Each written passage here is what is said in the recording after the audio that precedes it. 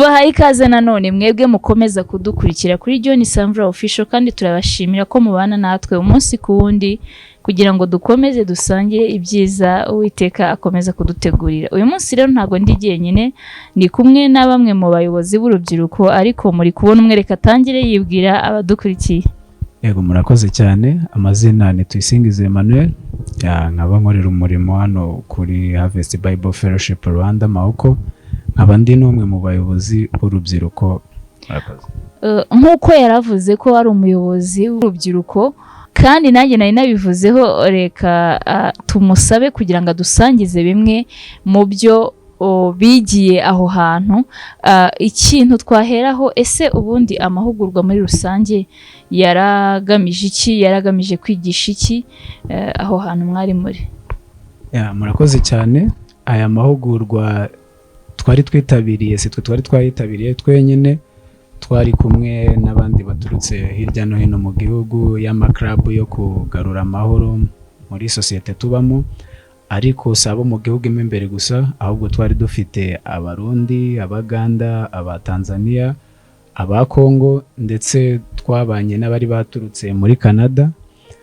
Icyari kituraje inshinga cyangwa icyari kigambiriwe kwari ukugira ngo tubashe kwiga ibijyanye no kubungabunga cyangwa kugarura amahoro muri sosiyete tubamo, mu matorero tubamo hirya no hino, ashingiye kuri Kristo, kandi bongera no kubaka urubyiruko rushobora kuba mu itorero rufite icyo rukora ibijyanye na entrepreneurship. Ikindi batwibutsa gukorera mu matsinda, kuko buriya iyo umuntu ashaka kugera kure biba byiza akoranye n'abandi. Twakanguriwe gukorera hamwe nk'urubyiruko, dukoreye hamwe dushobora kugera kuri byinshi kandi byiza.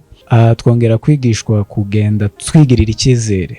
Urubyiruko rw'iyi minsi abenshi bari kugenda bitakariza icyizere bitewe n'ubuzima tugenda tubamo bwa buri munsi, uko isi igenda yihuta, bamwe ntibabashe kwiyadapta, ariko twongeye guhugurwa ku buryo dushobora kwiyadapta tukajyana n'isi aho igeze, ariko turimo gukorera Imana. Ntago turi butinde kuko navuze ko ari iby'ingenzi muri byo, ntago twabivuga byose, ariko hari ikibazo kimwe mufitiye cyangwa wenda ndimo kubariza abandi.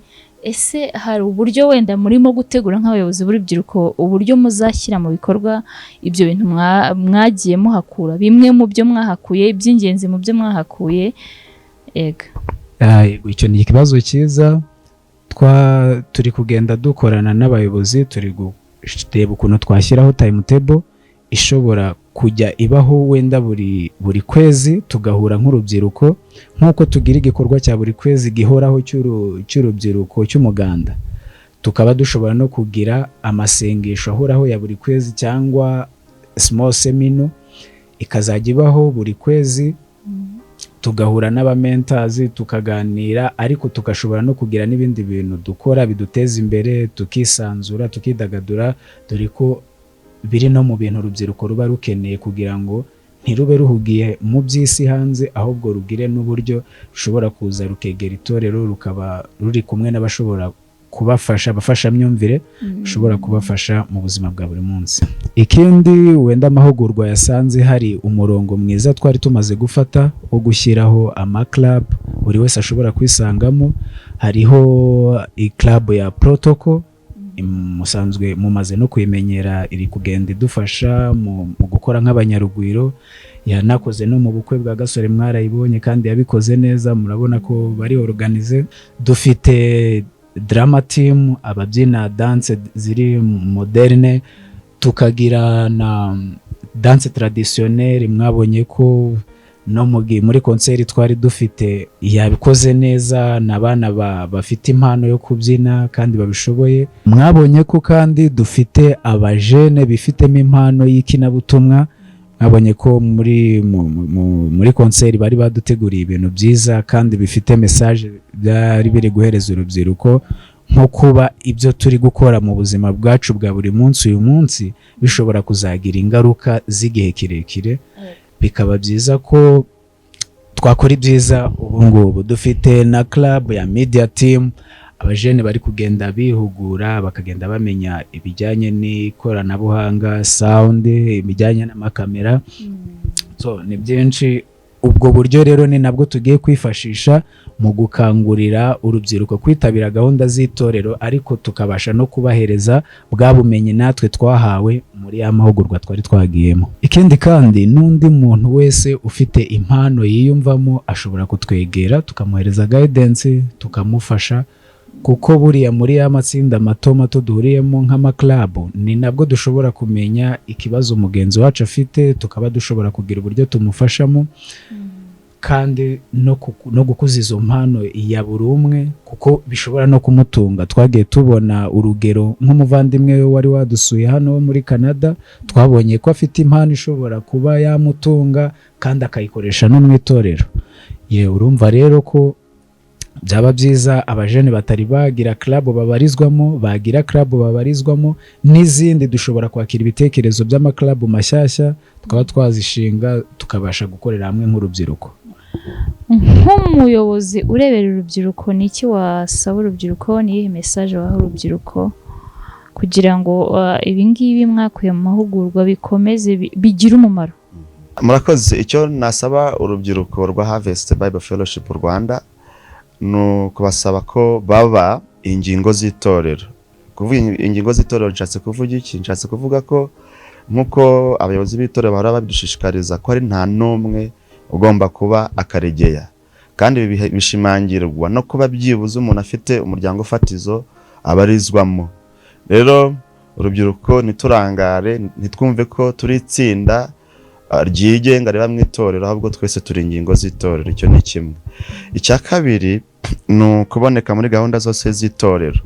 Urugero nk'amateraniro, hari za niba turi, hari amateraniro yo mu mibyizi, hari kwitabara n'izindi gahunda zose, imiganda n'ibindi byose biduhuriza hamwe nk'abanyetorero, aho duhura tuje kumva ijambo ry'Imana, tuje gukomezanya ndetse no kuzamurana muri urugendo rujya mu ijuru. Ikindi nanone ko twabibonye mu mahugurwa nk'ibyo twakiriye, ibyo dufite cyangwa se impamba twakuyeyo ntabwo yatugira umumaro twenyine tutabonye abo kubisangiza. Nk'uko twabivuze, hari amatsinda atandukanye, nanone akaba ari urubuga rwiza rwo gusesa impano ziturimo kugira ngo ziheshe Imana icyubahiro, ariko nanone izo mpano zitume twidagadura. Nk'ubu hari igihe tuvuga urubyiruko rugira umutima urehare hawe kujya gushaka kwidagadurira hanze. Mu by'ukuri izo mpano, uko kubyina mu buryo butandukanye, twabikora nta mu rusengero bivuga ubutumwa bwiza, ariko nanone tukanidagadura, tugasabana, tukishima. Impano ni nyinshi kandi buri wese Imana yamuremanye umwihariko we. Nituzihuriza hamwe zubaka ubwami bw'Imana, twidagadure. Ikindi nanone ntibinatangaje ko hari umuntu ufite impano akaba atayizi. Ya mpano mu kwegerana, mu gusabana, mu kuyisesa, iyo mpano akaba ari Imana yamuhaye kugira ngo izamuteze imbere no mu buzima busanzwe. Icyo nsorezaho ni ibintu bibiri. Icya mbere, turagomba kuba impinduka twifuza kubazo.